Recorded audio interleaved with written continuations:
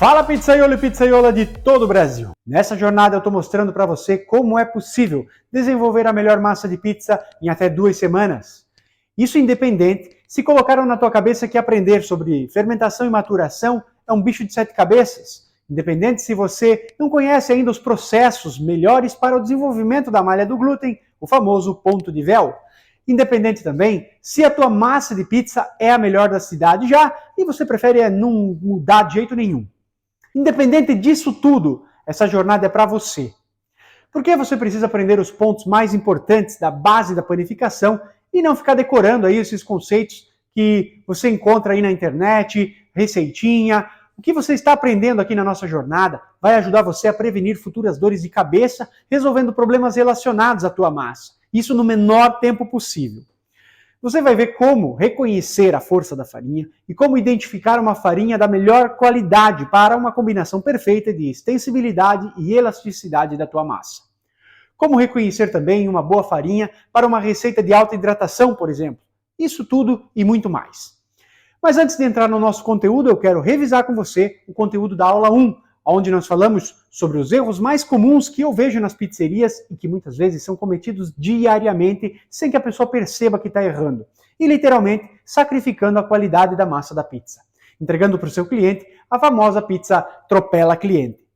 A minha técnica eu chamo de impasto italiani. Consiste em 3 pilares. Primeira de tudo, matéria-prima.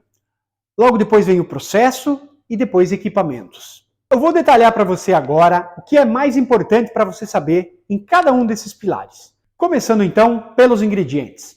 Você precisa conhecê-los, ter uma noção clara de que tipo de ingrediente você tem nas mãos, pois eles são a base para que o processo seja bem executado e o produto tenha uma boa estrutura e seja de boa qualidade. Antes, existem alguns ingredientes que são a base da panificação no mundo da arte branca, principalmente no mundo das pizzas, sejam elas italianas ou brasileiras. São elas água, farinha, óleo extra virgem de oliva, fermento e sal.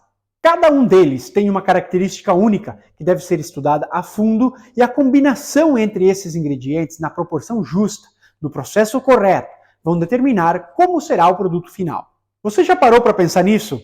Sabe qual é a maior dúvida que eu encontro nos profissionais que me escrevem? É sobre como reconhecer se a farinha é boa para um determinado produto, ou se a farinha é boa para uma alta hidratação, ou se a farinha é boa para dar um ponto de véu. A maioria esmagadora não sabe identificar o melhor tipo de farinha que ele precisa para o seu produto. Eu fiz uma pesquisa também entre os inscritos para os nossos eventos anteriores, e mais de 80% dos profissionais inscritos não sabem identificar uma boa farinha e como melhor utilizar a própria farinha que já usa. Não tinha como ser mais claro para mim. Então, deixa eu te explicar por que isso é tão importante. Conhecer e entender corretamente um tipo de farinha vai te ajudar a aproveitar melhor o tempo e desenvolver uma massa de pizza leve, digestível, crocante, independente se a farinha que você escolher seja nacional ou italiana. Ou seja, você vai ter uma ajuda, vai chegar mais perto da pizza perfeita que todos nós procuramos. Dê uma olhada então nesse exemplo aqui que eu preparei para você. A pizza romana, que eu acho que é uma das melhores pizzas existentes, além de ser uma massa bem versátil, é preparada com uma farinha forte, com um W de aproximadamente 340.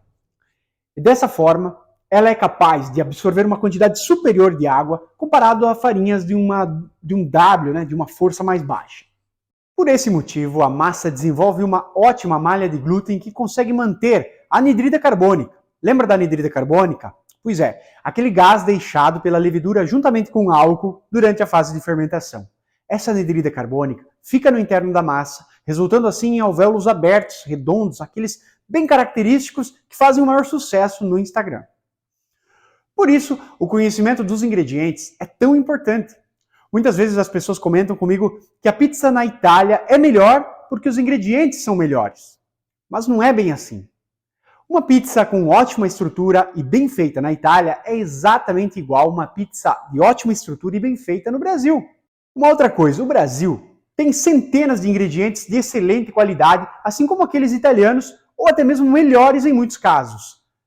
Bom, eu preparei para vocês agora uma aula onde eu vou explicar para vocês um pouco sobre a formação do glúten, além também da classificação das farinhas brasileiras, argentinas e italianas. Argentinas por quê? Em grande parte do Brasil, principalmente do sul do Brasil, existe uma série de farinhas com uma classificação argentina ou paraguaia. E essa classificação é importante que vocês saibam, para não se deparar com farinhas estranhas por aí, com alguns zeros a mais do que vocês estão acostumados.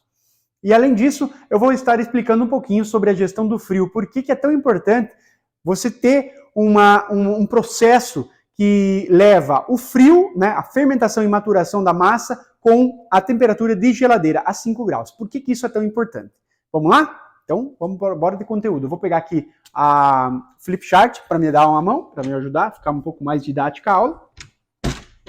Assim vocês vão ter um pouco da noção do que é. Primeiramente, eu gostaria de falar um pouquinho sobre o glúten. Vocês sabem que o glúten é uma ligação viscoelástica que acontece entre duas proteínas que estão presentes na farinha. Então, o glúten não está dentro da farinha. Tá? A farinha não tem glúten. A farinha tem duas proteínas que são as responsáveis pela formação do glúten. São elas a gliadina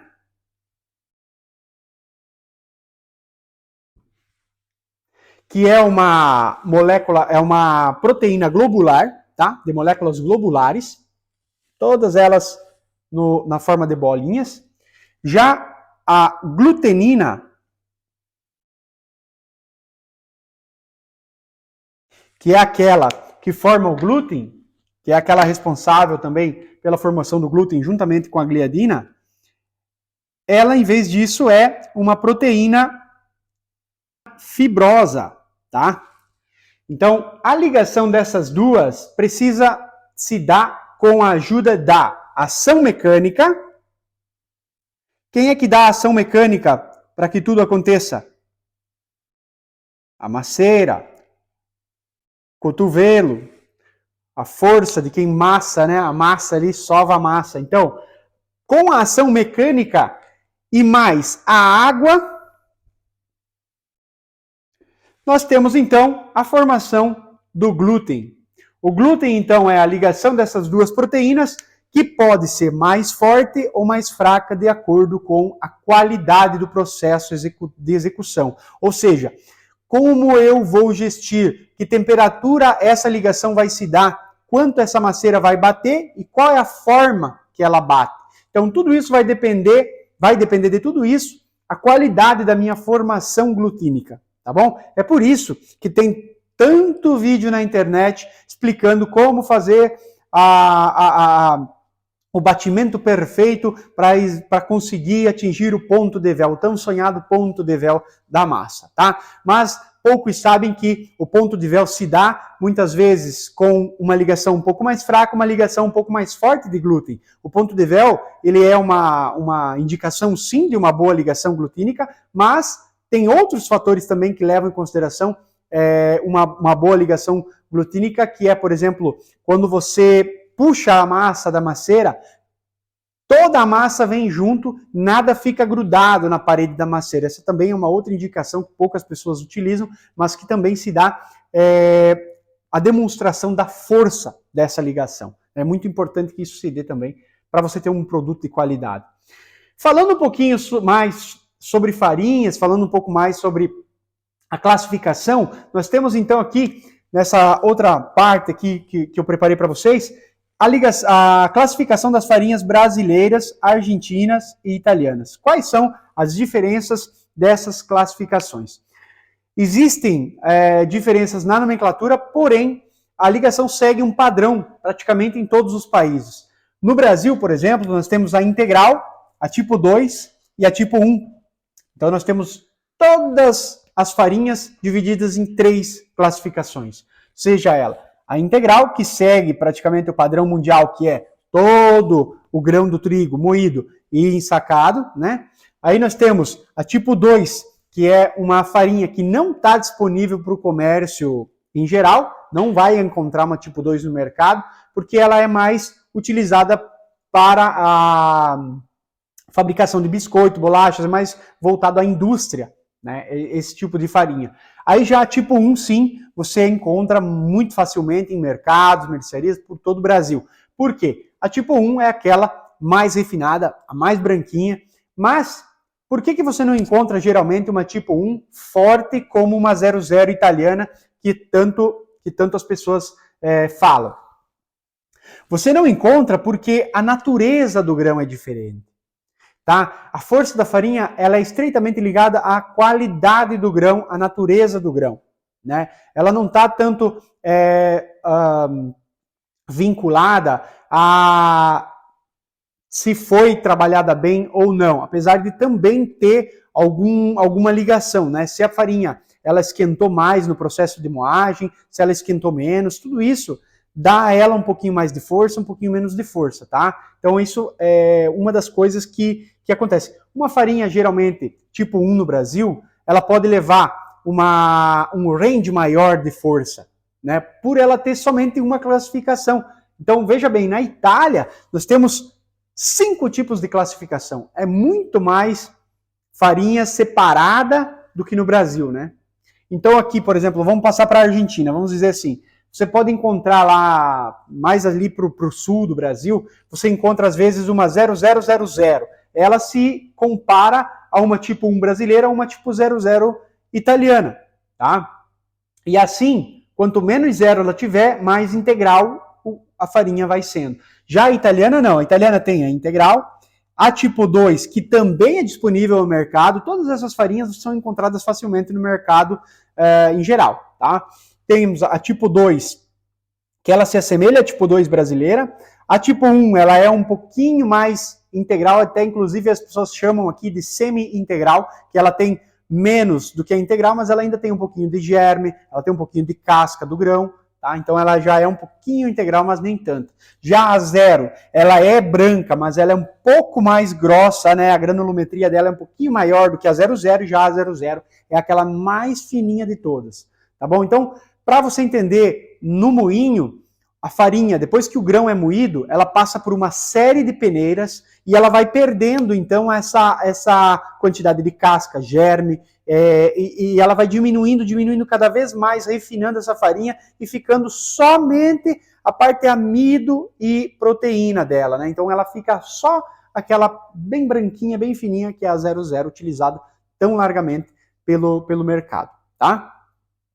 Falando um pouquinho mais, então, sobre a questão de fermentação e maturação, pessoal. Por que é tão importante você cuidar da temperatura da tua massa? Por que a gente bateu lá na aula 1 tanto em cima da mesma tecla sobre você cuidar do termômetro, né? Nós falamos muito sobre isso, cuidar com o termômetro. Ter sempre um termômetro do teu lado para você tirar a temperatura da tua massa durante o batimento, após o batimento. Fica sempre atento. Por quê? Vou explicar para você. Veja bem, a fermentação e a maturação, a gente preparou 2 gráficos aqui para vocês terem uma noção de quanto é importante você gestir esses 2 fenômenos. A fermentação e a maturação, apesar de elas acontecerem no mesmo tempo, são 2 fenômenos distintos, completamente distintos. A maturação, por exemplo, ela acontece assim que você encosta a água com a farinha, você já misturando ali, já começa o processo de maturação, que seria a quebra dos açúcares complexos em açúcares simples, das proteínas em proteínas com longas cadeias de aminoácidos em curtas, em mais simples, né? Muito simplificadas. Já a parte das gorduras, das gorduras também, elas são quebradas. Então, todo esse processo de maturação, ele acontece a parte da fermentação, né? Então, a fermentação em si é a ação que a levedura tem no fermento, em comer esses açúcares simples, né? Em como que a gente fala, metabolizar esses açúcares simples que são resultado da maturação, criando assim anidrida carbônica, que é aquele gás que faz a massa crescer, e também álcool etílico. Né? É por isso que quando você tem um carrelo, por exemplo, uma grande quantidade de massa em fermentação, que você abre essa geladeira, esse carrelo, e você vai olhar lá dentro, né? Você sente aquele bafo de álcool na tua cara. Porque ali realmente tem álcool. Todo esse álcool depois evapora na fase de cocção, ninguém fica bêbado comendo pão, né? Vocês sabem disso. Mas ali tem álcool mesmo. Agora vamos lá para a nossa análise aqui do gráfico. Se eu tiver uma fermentação a temperatura ambiente, você vai perceber que aqui, a linha de fermentação, que é essa mais preta aqui, ela vai seguir muito mais rápido do que a linha de maturação. A linha de maturação, vejam bem, nos dois gráficos elas seguem a mesma quantidade de tempo e quantidade de aumento, né? O mesmo aumento e o mesmo tempo, tá? Essa é a linha do tempo. Nós temos aqui uma linha temporal de 36 horas, tá? 36 horas. Então aqui partiu a massa, entrou em contato com a farinha, entrou em contato com a água, partiu o processo de maturação. Todo o batimento, todo o processo de manter essa massa em temperatura ambiente. E aqui nós temos, então, ao final das 36 horas, um empasto perfeitamente maturado. E perfeitamente maturado, mas não perfeitamente fermentado. Porque a fermentação partiu a temperatura ambiente e com 20 horas você já tinha uma massa bem fermentada. Tá? Então, veja bem como a quantidade que ela fermenta é muito mais rápida do que uma maturação. Já no processo a frio, levando a massa à geladeira, eu vou explicar para vocês como é que funciona. Então, o processo que a gente utiliza geralmente é esse. Se você coloca em contato, já bate a massa, né? E ela faz um descanso de até 5 horas, e você leva essa massa para a geladeira, ela começa a esfriar. O que acontece com o frio, pessoal? O fermento presente na massa, a levedura que está presente na massa, ela ela esfria e ela repousa, né? Ela entra como se fosse num processo de hibernação, né? E aquela levedura fica ali esperando até que a temperatura aumente para ela poder voltar na atividade, tá? Logicamente que isso não é nos primeiros minutos que você leva à geladeira, então você calcula mais ou menos que umas 2 horas após levar à geladeira, ainda a tua massa vai estar fermentando. Mesmo que gradativamente, conforme o tempo passa, ela vai abaixando o grau de fermentação, ela ainda fermenta por cerca de 2 horas, tá? Isso é uma temperatura de 5 graus na geladeira, como eu falei. Após a 7ª hora, ela praticamente estabilizou a fermentação. A fermentação estabilizou, mas a maturação continua. Então, a maturação, ela não é influenciada pela temperatura, seja ela temperatura ambiente, seja ela temperatura de geladeira, tá ok? Então, vamos lá. Vamos ver aqui, a nossa massa estabilizou às 7 horas. Quando chegou às 30 horas, o pizzaiolo foi lá e tirou essa pizza da geladeira. Tirou essa pizza da geladeira. Por que que essa linha aqui final de fermentação é tão alta? Tão alta.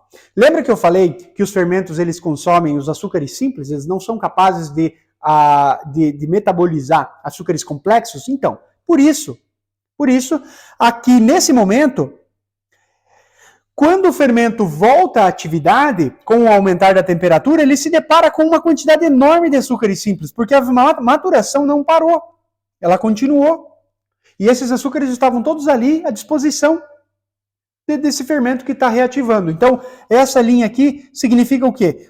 O encontrar do fermento a quantidade enorme de açúcar e com as 36 horas eu vou ter uma massa de pizza fermentada 100%, com um volume legal de gás de anidride carbônica fechada dentro dessa malha glutínica, dessa malha do glúten, e uma massa bem maturada. Tá? Espero que eu tenha sido claro, fica bem interessante essa questão e são várias as técnicas utilizadas para o frio, para a gestão do frio da massa de pizza e a gente tem no nosso treinamento uma bem legal que a gente pode passar para vocês.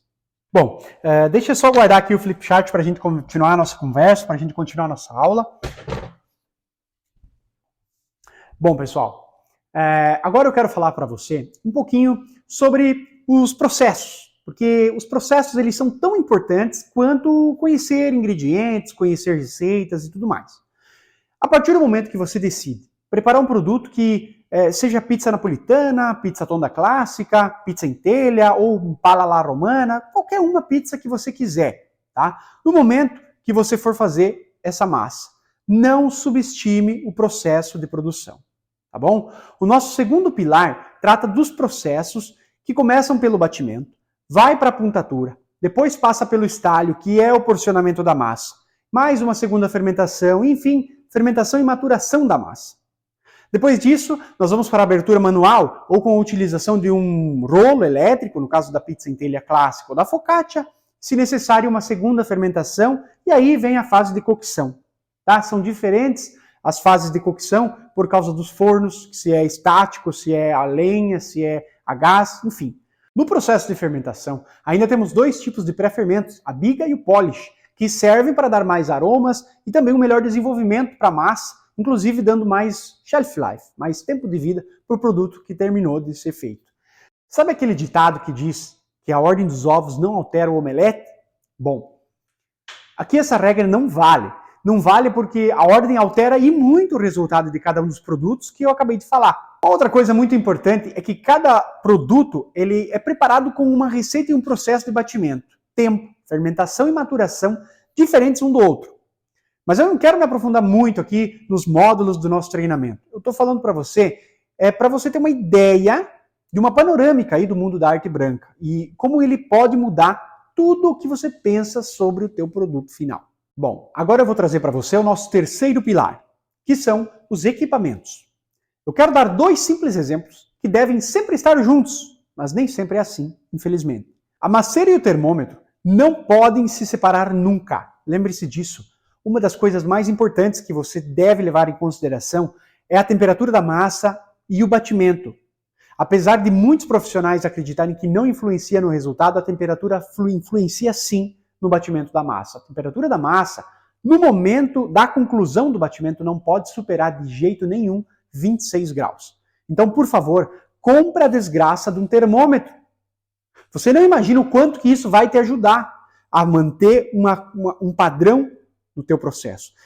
Depois você me escreve aí, quando você estiver utilizando essa técnica, o quanto que foi que te ajudou. Fique atento se você utiliza um modelo de maceira muito comum no Brasil que se assemelha a uma batedeira, um liquidificador, ela tem um batimento no fundo, sabe? E esse tipo de maceira, ela tende a bater a massa esquentando muito e em apenas alguns minutos, tá? É muito importante que você use gelo, coloca água gelada, coloca parte da água em gelo, e eu estudei muito sobre essa maceira e eu percebi que ela é muito violenta, sabe? Ela acaba danificando a malha do glúten e prejudicando um pouco o batimento. Então tentem utilizar o gelo para amenizar essas características aí dessa maceira, tá bom? O conhecimento a fundo de cada um desses pilares vai facilitar demais a tua vida, desde a hora que você escolher os ingredientes até na hora de servir o produto para o teu cliente final, aquele mais exigente. Tudo isso que eu estou te passando aqui é apenas a base do nosso treinamento em pasta italiana. Lá onde eu pego cada ponto importante e exploro. Vamos a fundo, acompanhando cada profissional e descobrindo o mundo da arte branca italiana.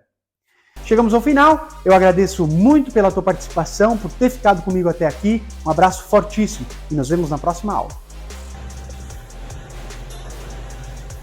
Essa é a de hoje e essa é com 24 horas de maturação e fermentação. Processo feito com farinha fraca nacional, aqui é farinha pizza, Anaconda Pizza. Quero agradecer meus amigos aí de Verde Pizza, para que eu pudesse chegar nessa pizza que vocês estão vendo aqui, essa massa, ó. Alta hidratação, ó. Time é de 75%.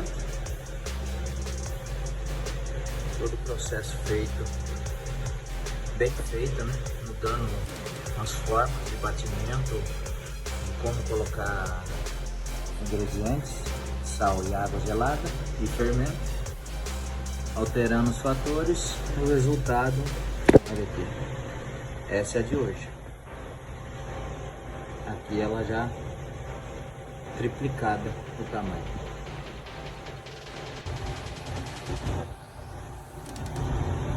Aí, começar a fazer a transformação agora. Olha a leveza.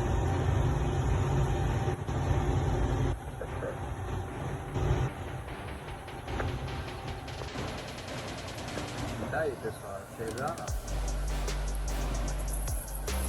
saindo do forno. forno aqui agora. Olha o resultado.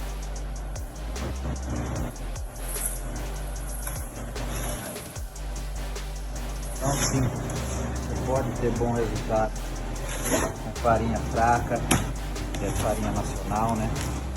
Embaixo dado, ó, olha só, ó, ponta de véu, olha aqui, ó. Será que tá boa? Ó, leveza, crocância, e é isso aí. Acabei de fazer o treinamento em pasta italiana com o pessoal do Verde Pizza.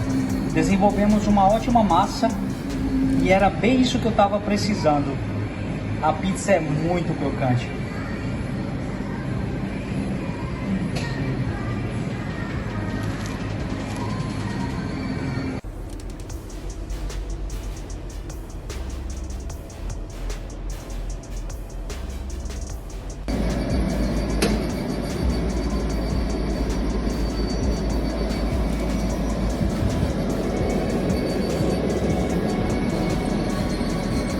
Olá, eu sou o Thiago aqui de Xambioá, Tocantins, e através desse vídeo eu venho agradecer ao Edipo, venho agradecer ao Éder por toda a ajuda, o suporte, todo o conhecimento que eles estão me passando, cara.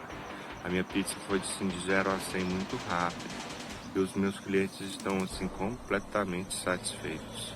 Agora são cerca de 5 horas da manhã, eu tô indo em outra cidade aqui que é um pouco maior, que tem um mercado bacana para fazer as compras e assim, eu só tenho a agradecer, sabe?